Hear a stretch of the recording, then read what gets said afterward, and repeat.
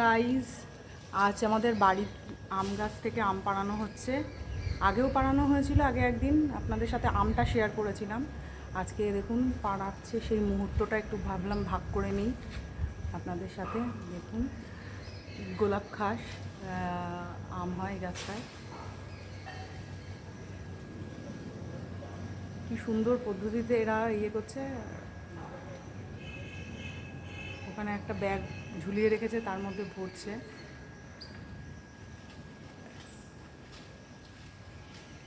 জানি না আপনারা কতটা ভালো, চেষ্টা করছি দেখানোর, কতটা পরিষ্কার বুঝতে পারেন।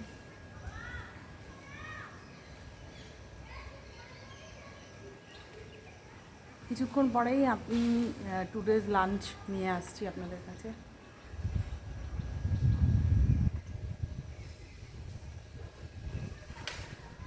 ওকে, টাটা।